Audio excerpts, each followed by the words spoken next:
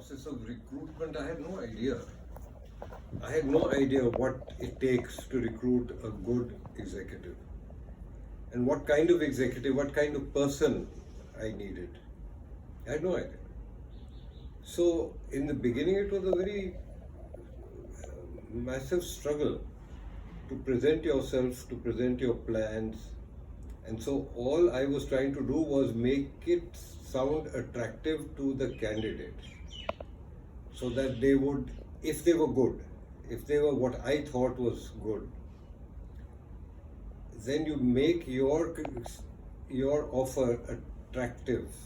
You know that this is a new company, it is starting off, it is going to do this and that, and this is the potential. And if that person felt that that is what he wanted to do, and everyone went back and found out more about the company, and several of them dropped out because they heard that the company was not doing well or had not been doing well, and therefore they didn't want to risk their careers on this kind of change, especially because most of them, the people I was interviewing, were all from fairly large companies, and the companies were doing well, and why would they want to move to an unknown entity? Because Eicher at that time was not known at all. It was very small. So it was only, so for example, in our production, in our manufacturing, K.A. Gupta, who became the general manager manufacturing, he was the third choice, our third choice, because the first two Didn't accept. didn't accept. Same thing happened in finance. N.S. Srinivasan was, I think, third or even fourth choice. I can't remember exactly, because the first few didn't accept. And so these were the things that at that time people wanted to just get a decent job, and where they saw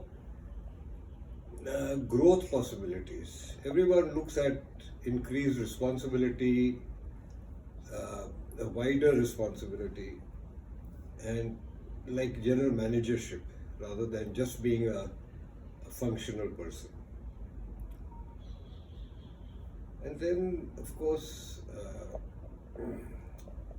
eventually what made all the difference was the company started doing better and started rapidly increasing in size and in output and came to be known. Then it was much easier to recruit. Because when Anil joined, and then a couple of years later when he started his interviews at the campuses, by that time there was something to tell them. Before that you couldn't do it because who are you? What have you got to show?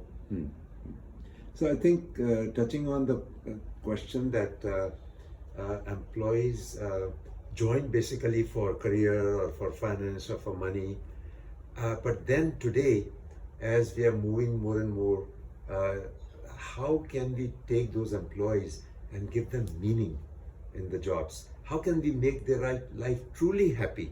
And I think you said it will be extraordinary if we can do that. Yeah. So that's where, and there's no path there.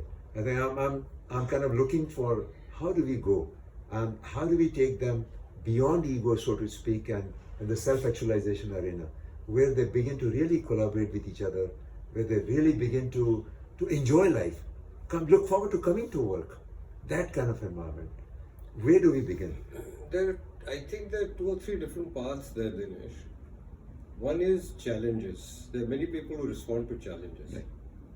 And for them, happiness is taking on a challenge and going after it day in and day out. So there, they don't need soft things out there, that we are doing good and things like that.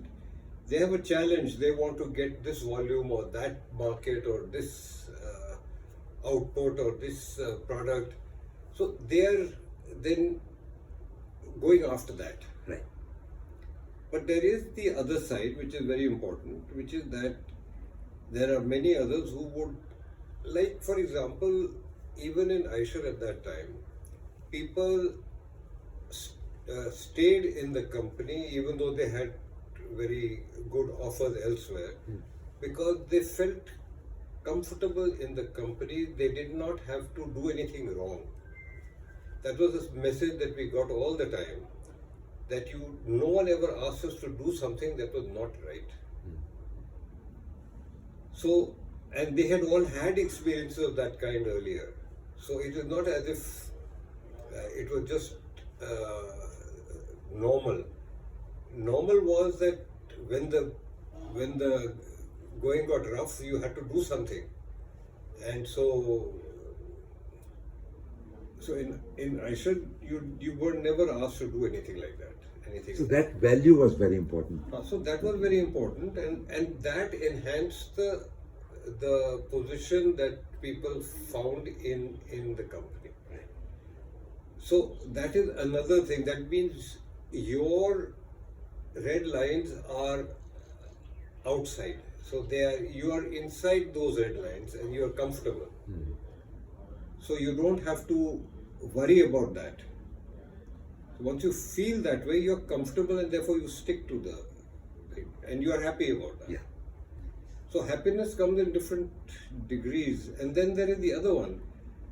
That is that if you feel you're doing good for whether it is the country or society or the world or whatever it is, if you think you're doing good, and then that is another very great motivator. Right. Now, it's not to say that you can't mix these up. They can all be present at the same time. But any one of them can attract a certain set of people. That's what I feel. Wonderful, because I think that gives me that if we take the path of those, provide several opportunities and see what will make them click. Some people would go for challenges, some people would go for purpose, taking their purpose and aligning with that has been my dream for a while, that if we can get people to figure out what their purpose is and then align it with the larger purpose, the organizational purpose. And I think Eicher did that, because I remember Eicher had offered that anyone who wants to create an organization, want to be an entrepreneur, they'll be given, they have to put certain money of their own, and then Eicher would back that up. In those days, there is no such term as startup. Yeah. So in a way, Eicher became a startup. Not that we did very much. Incubator. Yeah.